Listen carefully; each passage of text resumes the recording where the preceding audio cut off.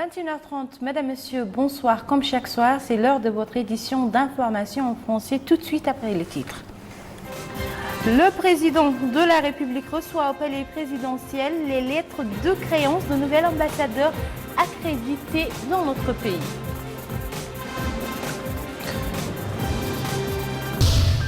L'indice de la Banque mondiale indique l'amélioration du climat des affaires dans notre pays selon le rapport apparu dans le classement mondial Doing Business.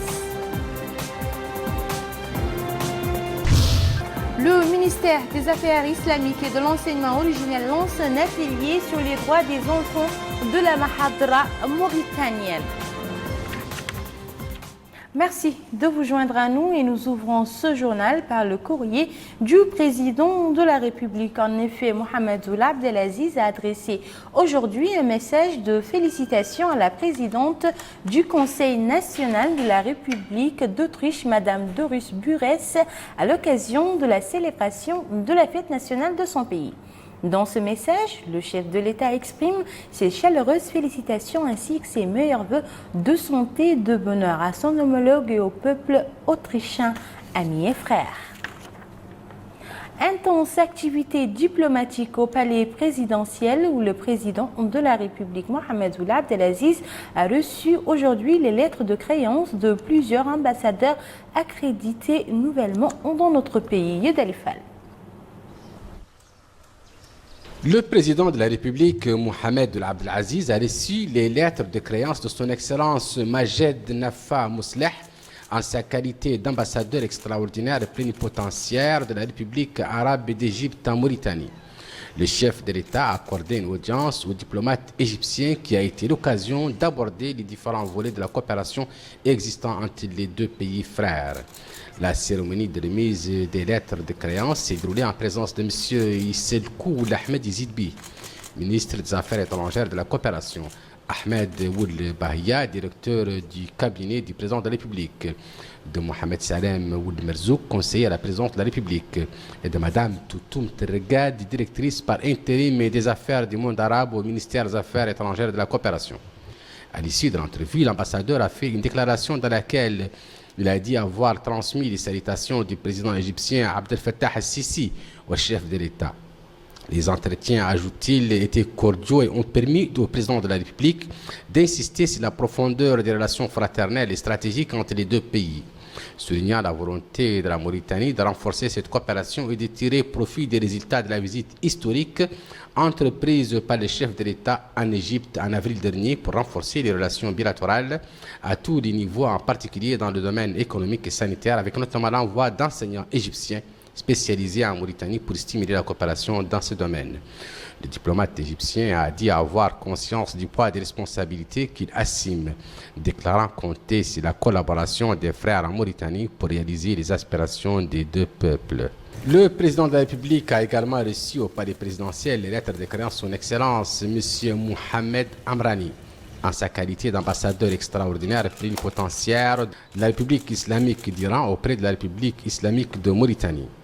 Le président de la République a ensuite reçu en audience l'ambassadeur iranien avec lequel il a abordé les différents aspects de la coopération existante entre les deux pays.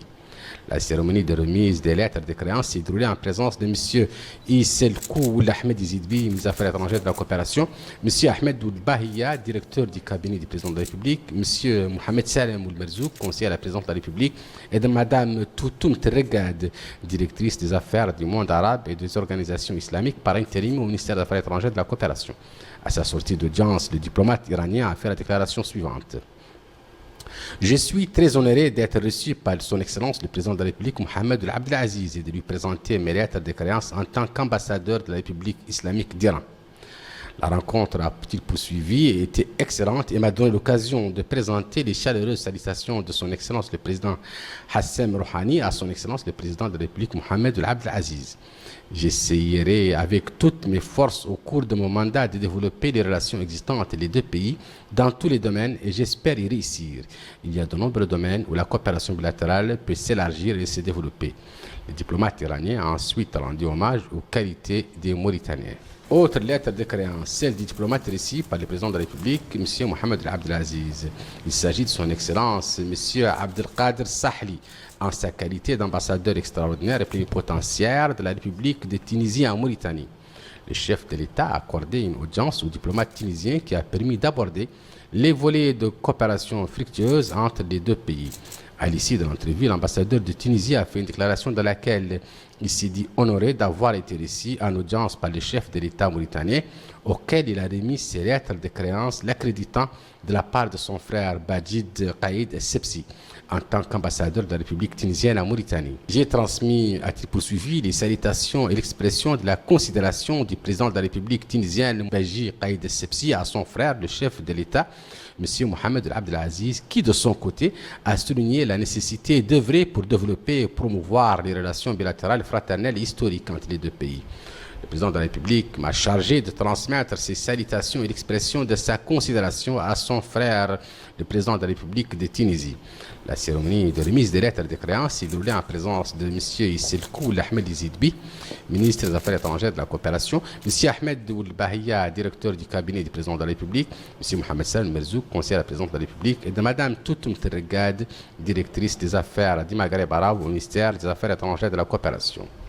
Ensuite, c'est au tour de son Excellence Solomon Tamiel Géré de remettre ses lettres de créance en sa qualité d'ambassadeur extraordinaire et plénipotentiaire de la République de Zambie en Mauritanie au président de la République, M. Mohamed Abdelaziz, au cours d'une audience que le président de la République lui a accordée ce matin. Le chef de l'État a accordé une audience au diplomate zambien qui a permis d'aborder les volets de la coopération fructueuse entre les deux pays frères. À l'issue de l'entrevue, l'ambassadeur de Zambie a fait une déclaration dans laquelle il s'est dit honoré d'avoir été reçu en audience par le chef de l'État auquel il a remis ses lettres de créance en tant qu'ambassadeur de la République de Zambie en Mauritanie. Le diplomate zambien a par la suite ajouté que plusieurs investisseurs zambiens sont intéressés par les opportunités offertes par la Mauritanie, en particulier dans le domaine de la pêche. Le président de la République, M. Mohamed Abdelaziz, a reçu au palais présidentiel à Nouakchott les lettres de créance de son Excellence, M. José Rafael Serrano Herrera, en sa qualité d'ambassadeur extraordinaire et plénipotentiaire de la République de l'Équateur auprès de la République islamique de Mauritanie. Le président de la République a ensuite accordé une audience au diplomate équatorien au cours de laquelle la coopération existante entre les deux pays a été abordée. À sa sortie d'audience, le diplomate équatorien a fait une déclaration dans laquelle il s'est dit heureux de présenter ses lettres de créance à son Excellence, le président de la République islamique de Mauritanie. Bonjour, je suis vraiment très honoré d'avoir présenté mes lettres de créance à Monsieur le Président de la République. Et ça commence notre relation. Je suis le premier ambassadeur de l'Équateur ici. Il y a beaucoup de domaines où que nous pouvons travailler. On a parlé avec Monsieur le Président pour renforcer notre relation au niveau bilatéral et aussi au niveau multilatéral. Ça commence et je suis très contente d'avoir, comme j'ai dit, le premier ambassadeur ici à la Mauritanie. Merci beaucoup. Les assises du dialogue national ont été l'occasion pour les participants de démettre sans tabou de tous les sujets. Le drapeau national a été au cœur des discussions, nous dit Emina Abdelaziz. Le dialogue national inclusif ont été une tribune libre pour permettre aux participants de débattre de leurs préoccupations nationales. Parmi les recommandations sorties de ce débat, la nécessité de voir un drapeau national cohérent qui dénote d'un consensus national qui lie le présent au passé en tenant compte du sacrifice de nos martyrs. Le président de la République a déclaré dans son allocution à l'occasion de la clôture du dialogue national que notre drapeau est un symbole duquel nous sommes fiers. Mais les choses évoluent, ce qui fait que nous pouvons demander au peuple mauritanien d'apporter les changements nécessaires. Ce que nous proposons aux Mauritaniens est de se pencher ensemble sur le drapeau national pour en faire un drapeau consensuel. Il doit tenir compte de nombreux Mauritaniens morts pour la patrie. Aujourd'hui, plus que jamais, la nécessité de revoir certains symboles nationaux s'impose. La modification du drapeau national a bénéficié d'un écho favorable au sein de l'élite et du peuple. Le ministre de la Culture et de l'Artisanat, porte-parole du gouvernement, Dr Mohamed Lamine Ould Cheikh, a présenté les condoléances du président de la République et du peuple mauritanien à l'émir et au gouvernement du peuple qatari suite au décès de feu Cheikh Khalifa Ben Ahmed Thani. Le porte-parole du gouvernement a écrit dans le registre des condoléances ouvert aujourd'hui à l'ambassade du Qatar à Nouakchott en présence de l'ambassadeur Abdelrahman Ben Ali El-Khoubeissi. C'est avec amertume et tristesse que nous exprimons au nom du président de la République, du gouvernement et du peuple mauritanien nos profondes condoléances à son Altesse l'émir et au peuple du Qatar frère suite au décès de feu Cheikh Khalifa Ben Ahmed Thani, implorant Allah le Tout-Puissant de le couvrir de sa miséricorde et de l'accueillir dans son saint paradis. Wa inna lillahi wa inna ilayhi raji'un. Le ministre de la Culture et de l'Artisanat, porte-parole du gouvernement, Dr Mohamed Lamine Ould Cheikh.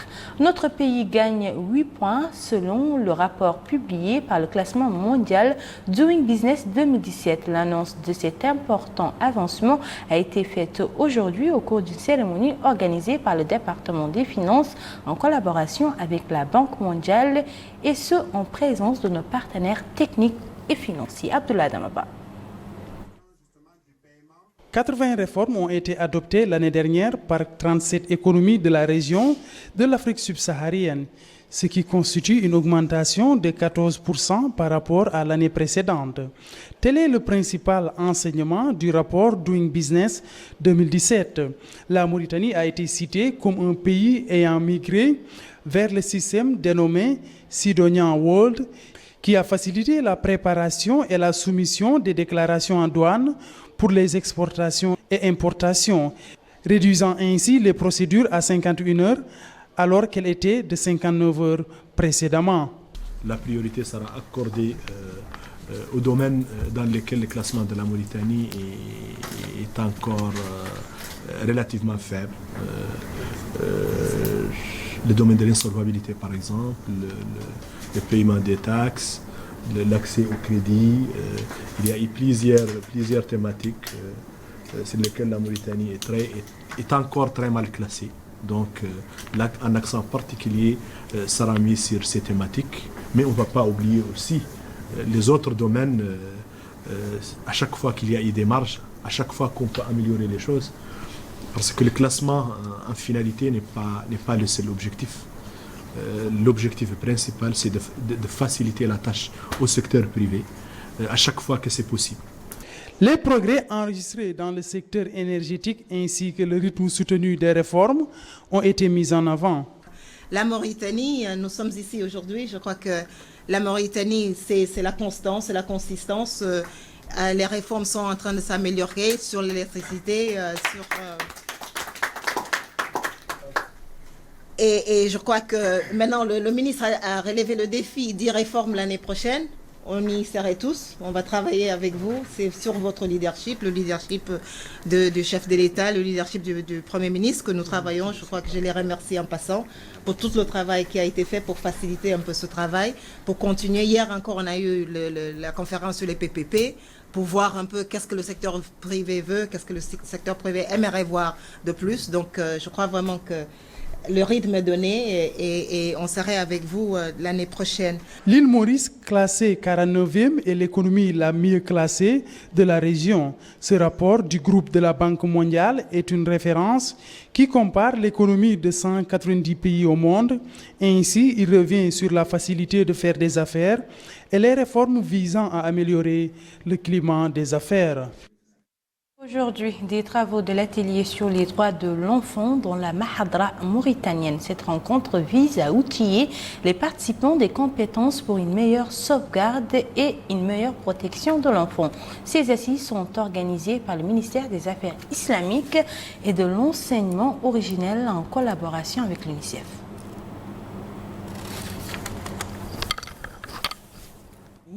Porte sur la contribution de la Mahadra à la réalisation des droits des enfants.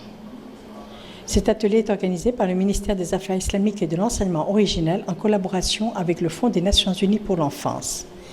Les participants ont eu à cœur de suivre et d'échanger sur la restitution de cette étude.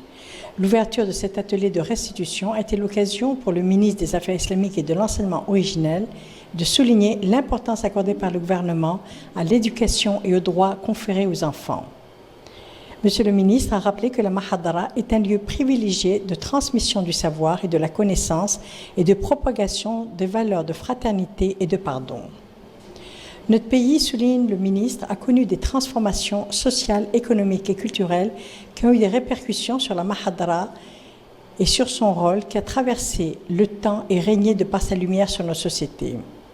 Monsieur le ministre rappelle que le président de la République accorde un intérêt particulier à nos populations, à leur bien-être physique et moral et à une saine propagation de notre sainte religion, l'islam, dont les Mahadara en sont l'un des vecteurs. Pour promouvoir une éducation de base de qualité de tous les types d'enseignement, l'UNICEF appuie les Mahadra à travers une série d'activités. La Mahadra a constitué au fil des temps une véritable structure éducative, assurant l'enseignement du préscolaire aux études post-universitaires. L'éducation pour tous ne saurait se réaliser en Mauritanie sans tenir compte de l'apport combien important de l'école coranique qui a joué un rôle déterminant dans la formation des hommes et des femmes qui se trouvent aujourd'hui dans toutes les sphères de l'administration publique du pays. La Mahadra mauritanienne a un rôle déterminant à jouer dans l'objectif de la scolarisation universelle tout en veillant aux droits des enfants, d'où l'intérêt majeur de cet atelier de restitution. Rencontre entre le président du mécanisme national de prévention de la torture, M. Mohamed Lamine Hales, et Mme Catherine Poli, qui conduit une mission du sous-comité des Nations Unies pour la prévention contre la torture. Au cours de la rencontre, les deux parties ont passé en revue différentes questions d'intérêt commun, notamment les efforts de prévention contre la torture. Elles ont également évoqué les meilleures voies et moyens à suivre dans le cadre de ces efforts de prévention. La séance de travail s'est déroulée en présence de la secrétaire générale et des membres du mécanisme national de prévention de la torture, ainsi que de la délégation accompagnant la présidente de la mission onusienne. Rappelons que cette mission est en visite dans notre pays. Dans le domaine de la santé, démarrage dans la périphérie de Dar Naïm, de Dar al-Bayda, relevant de la Muqata d'El-Mina, des activités de sensibilisation pour le lancement d'un projet d'accès aux soins de base. Melika Nekli. Une cérémonie a été organisée à Dar al-Bayda, relevant de la Muqata d'El-Mina, à l'occasion du lancement du projet d'accès aux soins de santé de base. Cette manifestation vise à sensibiliser les populations de Nouakchott. Ce projet, souligne ce responsable, vise à sensibiliser les populations quant à l'accès aux soins de santé de base qui touche un grand nombre de personnes résidant à Dar al-Bayda. Cette manifestation vise à réhabiliter un certain nombre d'infrastructures sanitaires de Dar al-Bayda et à augmenter le nombre de personnes ayant accès aux soins de santé de base. Le directeur régional de la santé, par intérim, M. Ba Mamadou, a souligné l'intérêt de ce projet qui vise à assurer la proximité des soins de base aux citoyens. Ce projet entre dans le cadre des priorités accordées par le gouvernement pour améliorer les conditions de vie des populations.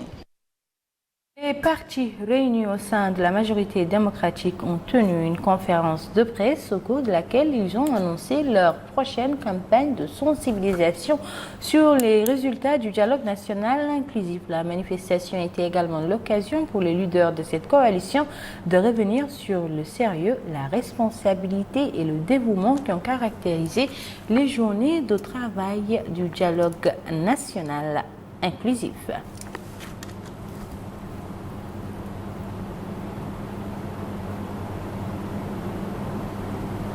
Le comité de suivi du dossier de notre collègue Ishaq Ould Mokhtar a organisé ce matin un sit-in devant la maison du journaliste détenu depuis 3 ans en Syrie en plein exercice de ses fonctions. Ce sit-in a vu la participation de toute la famille médiatique, des amis et sympathisants d'Ishaq. Le comité de suivi a révélé ses préoccupations croissantes quant au rebondissement sécuritaire alarmant enregistré dans la zone où est détenu Ishaq Ould Mokhtar et déplore le traitement réservé par les autorités officielles et la chaîne Sky News à ce dossier.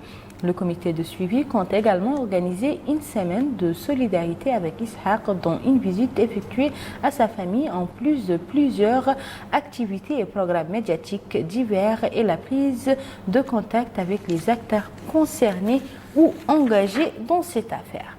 L'ONG Best Espoir apporte son soutien matériel aux orphelins et élèves à Nouakchott. C'est tout le sens de ces kits scolaires remis ce matin aux bénéficiaires, cartables, cahiers et autres fournitures scolaires. C'était à la faveur d'une cérémonie organisée au siège de l'ONG à Nouakchott. Ce geste de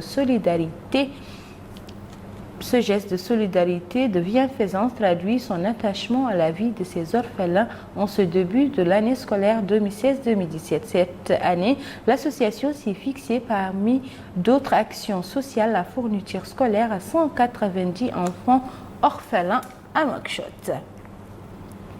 Restons toujours avec les associations de bienfaisance, avec l'association Besma Yemel qui a également procédé à la distribution de kits scolaires comprenant des outils pédagogiques au profit d'une quarantaine d'orphelins dans le cadre de leur programme afin d'assurer à ces derniers une bonne année scolaire. Le siège de la Fédération nationale du jeu traditionnel de damier à Arafat a abrité aujourd'hui les éliminatoires de la première édition de la Coupe de l'indépendance nationale pour l'année 2016 dans le jeu du damier. Abdullah Damaba. Plusieurs équipes vont prendre part à ces éliminatoires de la première édition de la Coupe de l'indépendance nationale de damier.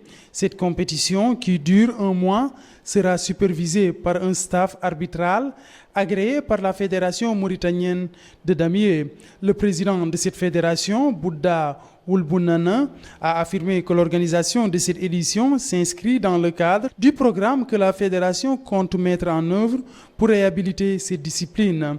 Il a par ailleurs rappelé que les jeux de dames font partie du patrimoine culturel de la Mauritanie. Quant au secrétaire général de cette fédération, Walil Mokhtar, il a rappelé les objectifs de leur organisation, à savoir vulgariser cette discipline, faire connaître les champions de ce jeu et entretenir des relations de coopération avec les autres fédérations nationales et institutions internationales.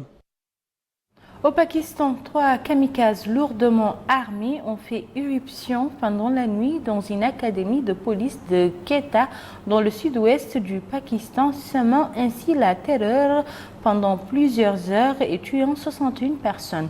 Il s'agit de l'une des attaques les plus meurtrières de cette année au Pakistan après celle du 25 mars à Lahore et de l'hôpital de Quetta le 8 août. Hillary Clinton et Donald Trump ont donné le coup d'envoi hier des 2 dernières semaines de la campagne présidentielle. Le milliardaire républicain prédisant qu'il ferait mentir les sondages. Au niveau du pays, les sondages ne lui sont pas plus favorables qu'en Floride. L'ancienne chef de la diplomatie recueille 45% des votes en moyenne contre environ 40% pour Donald Trump et 6% pour le libertarien Gary Johnson. À Malte, un avion effectuant des missions de reconnaissance en Méditerranée pour le ministère français de la Défense s'est écrasé hier matin, tuant les 5 Français se trouvant à bord, ont annoncé des responsables. L'avion, un Fairchild Metroliner Mark III, enregistré aux États-Unis et loué par la société luxembourgeoise Kaya Aviation, a décollé vers 7h20 mais a piqué vers le sol quelques secondes plus tard, s'écrasant dans une boule de feu sur la route faisant le tour du périmètre de l'aéroport. Voilà, mesdames et messieurs, c'était tout pour cette édition. Je vous en rappelle les principaux titres. Le président de la République reçoit au palais les lettres de créance du nouvel ambassadeur accrédité dans notre pays.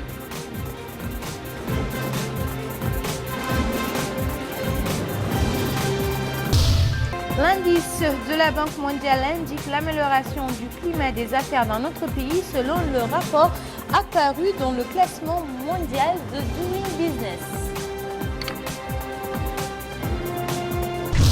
Le ministère des Affaires islamiques et de l'enseignement originel lance un atelier sur les droits des enfants de la Mahadra Mauritanie.